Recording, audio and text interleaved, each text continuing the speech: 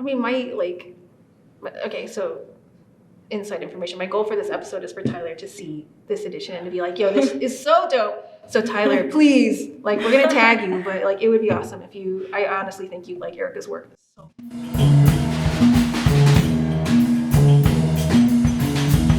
Hey everyone, and welcome to QTVC Live. My name is Julia, and we are recording the second half of our moCa Cleveland collaborative season today in the Cleveland Institute of Art Green Screen and Lighting Room.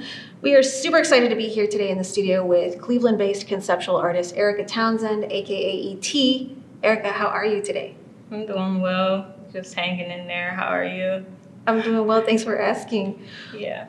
It's a super pleasure to have Erykah here because Erykah is blowing up this year. It is 2022. Erykah has numerous shows in the United States. Erykah, thank you again for making time to be here. Not only am I excited to have you here, but this is the first time I'm seeing this edition that Erykah is debuting on the show. Erykah, can you talk to us about this product?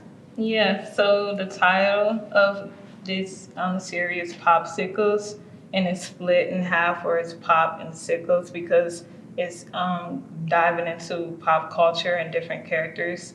So I chose 4 characters, and the 4 characters are Tom from Tom and Jerry, and then Cartman from South Park, and I have Andy Warhol, he's a pop artist, and I have Tyler, the creator, but he's not here right now.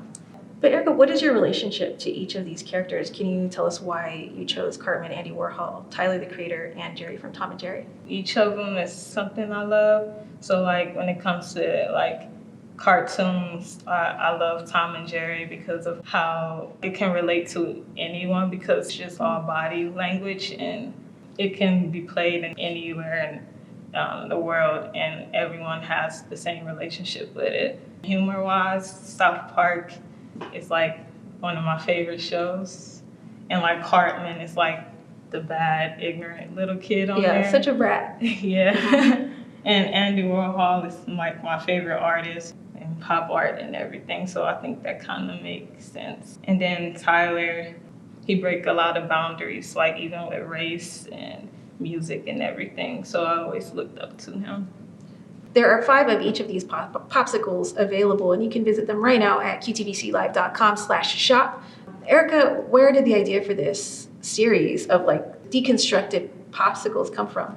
It was just something from like a nostalgic memory and also from just childhood experience of like running to the ice cream truck and then like seeing this perfect image of your favorite cartoon character.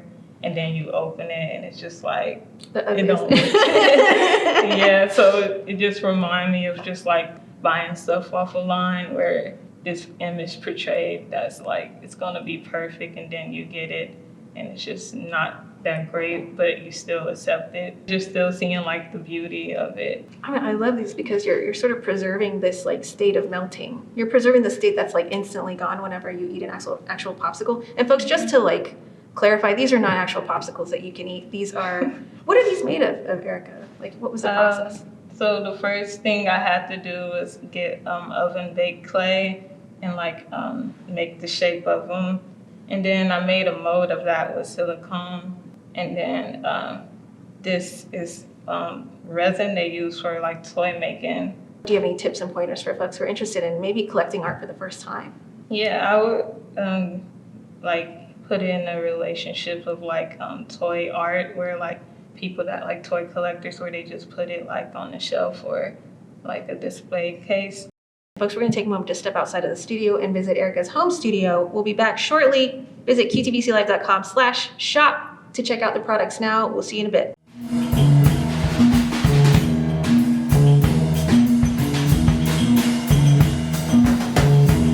Well, I chose it to be in my apartment because it's cheaper and also it's just like I can just wake up and go into my space, which is a pro and con because if I just want to lay down and eat, it can keep me from not doing art, but it's also a pro because it's just convenient.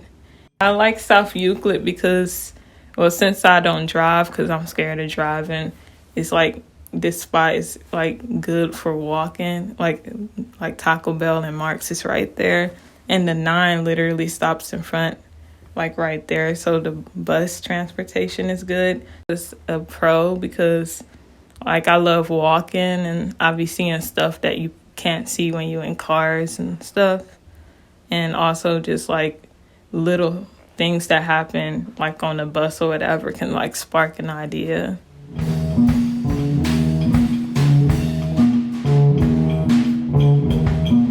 It's just like a place to be yourself. It's like your alone time or like the man cave of your own space. I just love being in here. And also, since I have like this mini TV, I always be watching cartoons and stuff. Sometimes I go to sleep in here, in my bedroom. I designed it to have like this black and white feel because I feel like it's like a sketchbook. That's why I love black and white in general. It just seemed like a fresh canvas and they like opposite colors. So yeah, it's just like a place to like just brainstorm and also just to create.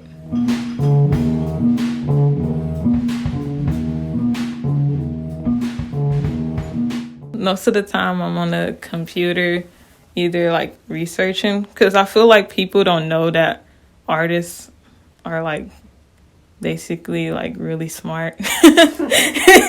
So like I don't know, I think people think someone just think of a painting and just paint it, but like I do a whole bunch of research on things and make sure I like fact check things because like when I make art I want it to the metaphor to make sense, so I gotta make sure what I'm trying to convey is like a factual thing from that pop culture reference.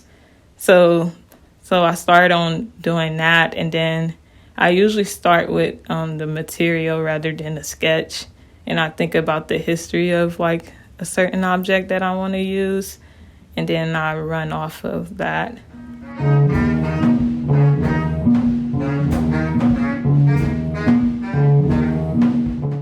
And we're back from the studio visit at Erykah's home studio, and we were talking about Erykah's latest edition of Pop-sicles. Erykah, is this the first time you've worked with the popsicle motif?